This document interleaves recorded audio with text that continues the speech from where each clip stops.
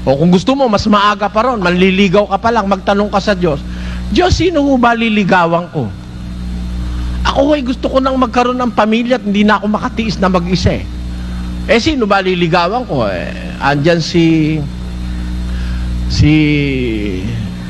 Lorna, si Pe, at saka sino pa isa anak? Si Aida. Oh. Sino ba dun sa tatlo pipiliin ko? Tanong mo sa Diyos, andito. Halimbawa, si Pe, madaldal. Mula, putak ng putak, mula umaga hanggang gabi. Sabihin sa'yo ng Diyos, si Aida yung madaldal, ano? Si Lorna naman, masyado naman silosa yun. Natingin lang ako sa iba, nagagalit na, nangungurot. Si Lloyda ba yung silosa? Si Pe. Si Pe naman po ang daling magalit. Parating galit. Alam mo, sagot ng Diyos? Sagot ng Diyos, maghanap ka ng iba, wala sa tatlo. Meron dito yun. Mare, tumatawa kayo. Maririnig nyo yan sa darating na mga gabi ng ating pag-aaral. Ano man ang gusto mo na itanong, na aral ni Kristo, gusto mong matutunan, kay Kristo mismo. Sabi nga ng kawikaan, direct from the horse's mouth. Ano? Mulang sa bibig mismo ni Jesus, maririnig nyo sa pamamagitan ng nakasulat. Kaya sinasabing mismong galing kay Jesus, nakasulat Wala naman labis, wala naman kulang Hindi ko naman pwedeng bantuan yon. Yun ang maririnig mo. Yun nakasulat. Ganon ang pag-aaral ng kaligtasan. Para makatiyak ka. Limbawa, may sinabi ko, mga kapatid, abulo yan. Pera ito, pera. Alam nyo naman yung pera sa iba, mahalagang masyado yan Pagdating sa pera, nagdidimandahan niyang magkakapatid at magkakamag-anak Pagdating sa pera, pumapatay ng kapwa-taon tao bakit pagdating sa pastor hindi ka man nagtatanong, bigay ka ng bigay ng pera.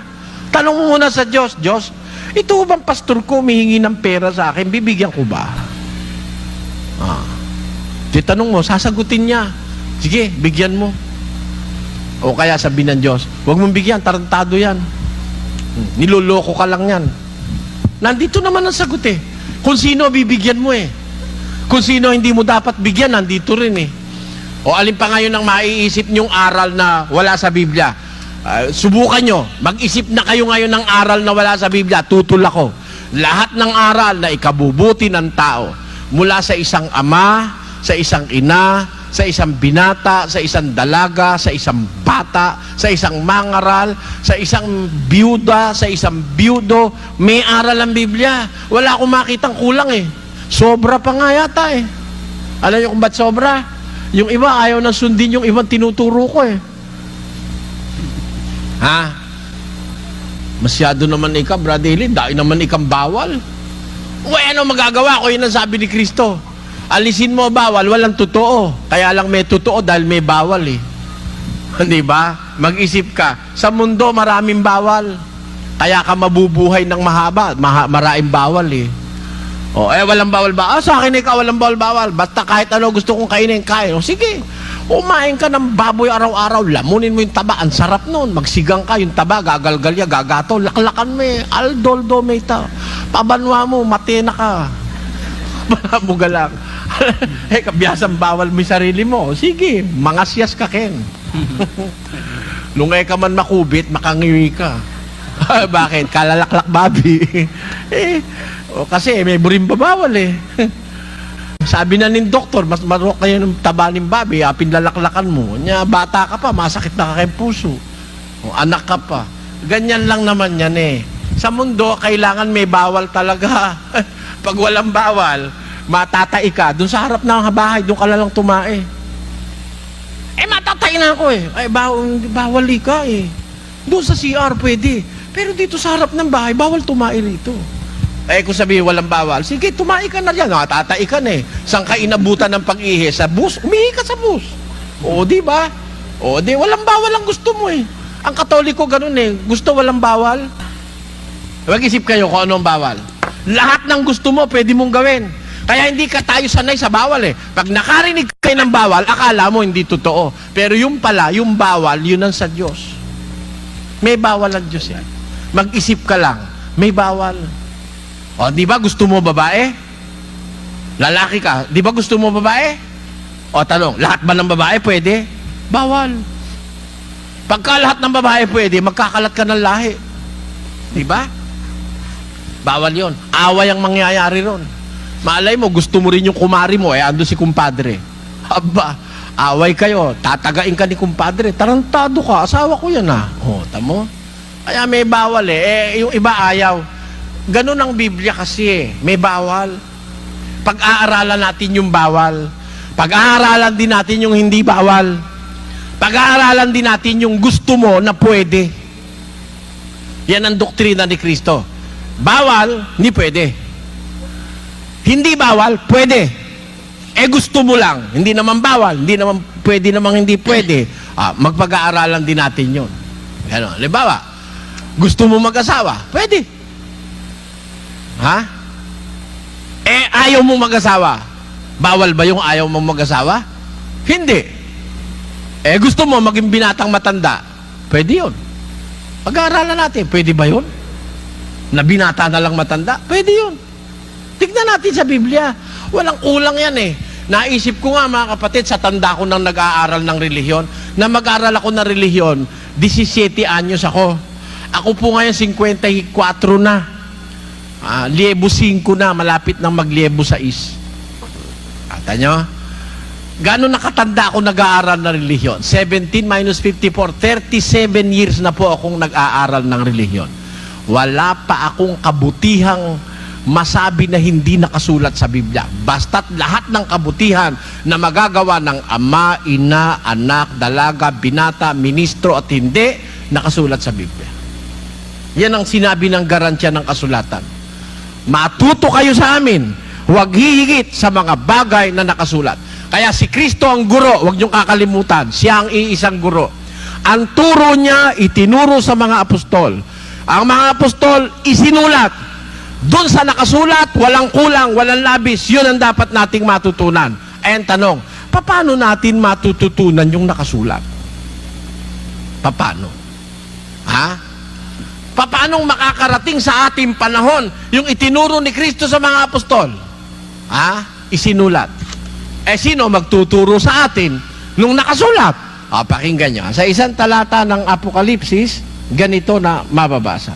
Mapalad ang bumabasa at ang nangakikinig ng mga salita ng hula at tumutupad ng mga bagay na nangasusulat doon sapagkat ang panahoy malapit na. Ayon, sa malapit na pagwawakas ng mundo, sa panahong malapit na, sabi ng Biblia, mapalad ang bumabasa at ang nangakikinig at tumutupad ng mga bagay na nasusulat dun sa hula sapagkat ang panahoy malapit na. Alam nyo pala, ang paraan ng Diyos, kailangan may magbabasa. May bumabasa. At yung bumabasa, pinakikinggan naman ng mga tao. At pagkatapos na basahin pakinggan, tutuparin naman. Mapalad, sabi ng Biblia. Blessed is he who reads aloud the words of the prophecy, and they that hear it and execute the judgment thereof. Yan ang paraan ng Biblia.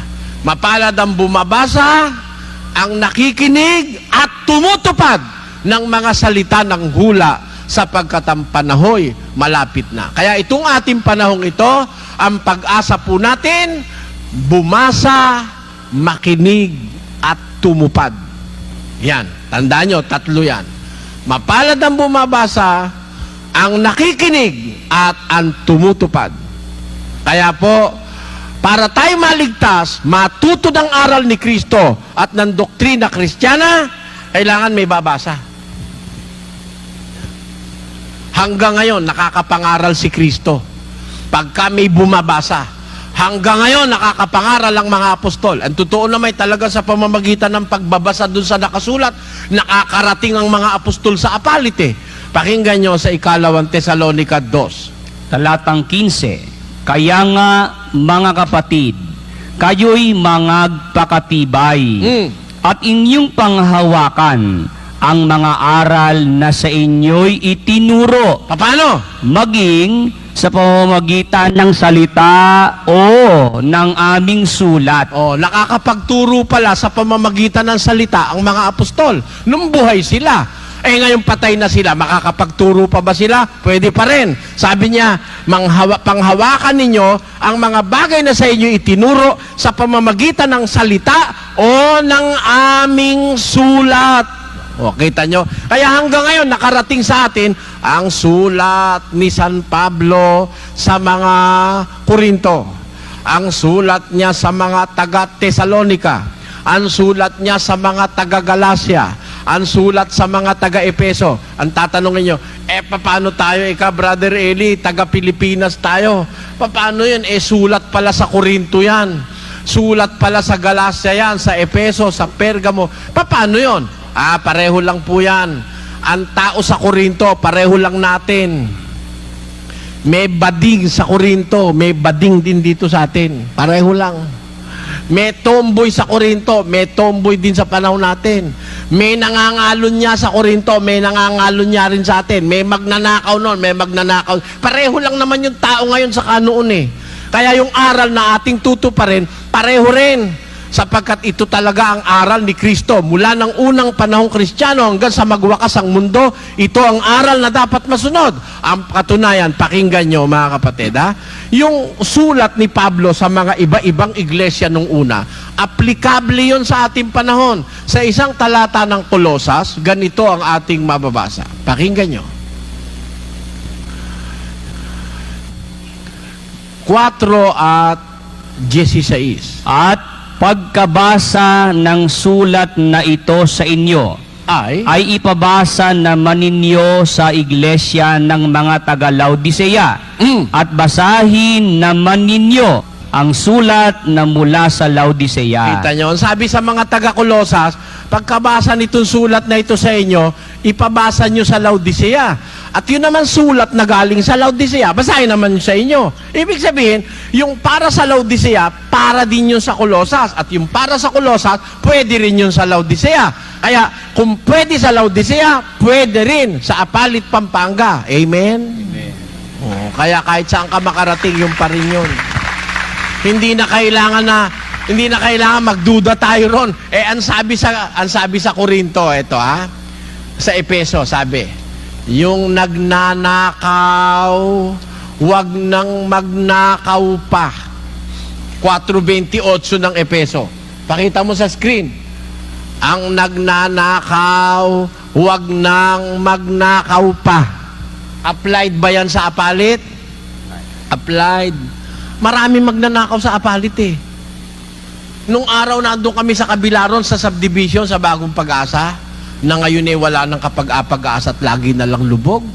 Doon, ninakaw yung welding machine ko, ninakaw yung isang makina naming 5-thread, ninakaw yung isang VHS, maraming nanakaw sa akin doon. At minsan nga, harapan pa kung magnakaw yung mga kapitbahay ko ron eh.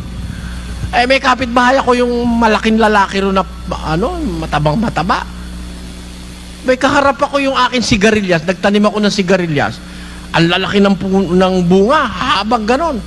May kaharap ako kinukuha eh. Akala mo siya nagtanim eh. O hindi ba yun panunulisan? O kaya sabi ni Pablo sa Epeso, yung nagnanakaw, wag nang magnakaw pa. Anong gagawin ng magnanakaw? Tuloy. Bagkus magpagal. Magtrabaho. At na igawa ang kanyang mga kamay ng mabuting bagay. Kita nyo? Pwede ba yun sa Apalit, mga kapatid? Na yung nagnanakaw pigilan sa pagnanakaw at pagtrabahuhin para gumawa yung kanyang kamay ng mabuting bagay. Huwag kang magnakaw, masama yun. Ang gawin mo mabuti para upang siya'y may maibigay sa nangangailangan. Kaya pag-aaralan natin ang doktrina ni Kristo sa mga magnanakaw. Kita nyo? Hindi ngayon. Sa darating pang mga gabi yun. Binibigyan ko lang kayo ng ideya kung ano ang pag-aaralan natin dito. May doktrina sa magnanakaw, may doktrina sa tamad, may doktrina sa madaldal, may doktrina sa masyadong mahilig sa babae, may doktrina sa mahilig sa lalaki, may doktrina sa mga barumbadong anak, may doktrina sa mga asawang nambubugbog ng asawa, merong mga doktrina para sa mga away ng mag-asawa, araw-araw away, nagbabatuhan ng kawali, sandok, siyense, kaldero. Ayan, may doktrina para sa inyo si Kristo. Walang kulang kahit isa. Gusto nyong matutunan, direkto, galing kay Kristo, itinuro sa mga apostol. At ang mga apostol isinulat naman, babasahin lang ni kapatid na Soriano. Matututunan nyo ang doktrina ng ating Panginoong Hesukristo. Sana po, itiyagain ninyo mga kababayan, magtiyaga po kayo. Merong tayong natutunan ngayong gabi na isang mahalagang bagay ng kaligtasan. Wala tayong ibang guro na papakinggan, si Kristo lang. Si Kristo ang nagturo, itinuro sa mga apostol bago siya pumanik sa langit. Isinulat naman ng mga apostol bago sila mamatay. Ang sulat na ay kinasiyahan ng Espiritu Santo na karating sa ating panahon. At sa ating panahon, ang pag-asa nating maligtas ay basahin ang sulat ng mga apostol. At sa pagbasa, sundin ito at tuparin sa ating pang-araw-araw na pamumuhay. Dito tayo magbatay ng anumang gagawin natin sa relihiyon. Mag-aabuloy ka, gagastos ka, mananalangin ka, ikaw ay magpipinitensya kung meron man, ikaw ay, kung ano man ang gagawin mo sa relihiyon, dapat tingnan natin sa nakasulat, sapagkat ito ang aral ni Kristo. Ipinasulat para wag mawala, para wag makalimutan, nakasulat. At pag ito ang ating pinag-aralan, mga kababayan, darating ang panahon. Mula sa sulat na ito, malilipat ang sulat na ito, mga kapatid. Yung nasa pahina ng Biblia, malilipat po ito sa pahina ng inyong mga puso. Pakinggan nyo sa Hebreo, ganito ating mababasa. 8 at 10. Sapagkat ito ang pakikipagtipang aking gagawin sa sangbahayan ni Israel pagkatapos ng mga araw na yaon ng Panginoon. Ilalagay ko ang aking mga kautusan sa kanilang pag-iisip at sa kanilang mga puso'y aking isusulat ang mga ito. Mawawala pa ba, mga kapatid? Hindi na. Mula sa Diyos, binigay kay Kristo. Iniwan sa mga apostol, isinulat ng mga apostol sa Biblia, babasahin natin, tatandaan nyo. Pag tinandaan nyo, masusulat sa inyong puso. Itong nasa Biblia mismo, matatransfer sa puso nyo saka sa isip nyo. Pwede ba yon, mga kapatid? Pwede. Nangyari na po sa akin, kaya nasasabi ko sa inyo. Itong Bibliang ito, kahit po ito'y mawala pa, yung utos na nabasa ko't natandaan ko, nakasulat na po sa aking kaisipan at sa aking puso, yung itinatawid ko sa inyo ngayong gabi. At yung mangyayari rin po sa inyo. Mangyayari rin sa inyo yon. Sikhayin nyo lang, maging matiyaga lang kayo, magpuyat kayo ng 1 oras o 2 oras gabi-gabi, at sa tulong at awa ng Diyos, yung kautusan na yon, na nanggaling sa langit, dinala ni Kristo sa lupa, itinuro sa mga apostol, isinulat sa Biblia, malalagay sa inyong mga puso sa pamagitan ng inyong pakikinig. So ayan po mga kaibigan, napakaganda po yung pagkapaliwanag ng ating kapatid na Eli, yung mga bagay na dapat nating malaman. Ano po? So alam ko sa lahat na nakapanood sa video ito, ay marami na naman po tayong natutunan tungkol po sa banal na kasulatan. At inaanyayahan ko po kayo mga kaibigan na sana lagi po kayong nakaantabay sa ating channel, Expose the Truth, para ipakita, maalaman po ninyo yung mga bagay na dapat nating matutunan sa banal na kasulatan sa pamamagitan po ng pagtuturo ng ating kapatid na Eli. So hanggang sa muli po mga kaibigan, at huwag nyo ding kaligtaang i-follow yung ating Facebook page, ASL TV, mga kaibigan at mga kababayan. Maraming salamat po sa inyong lahat.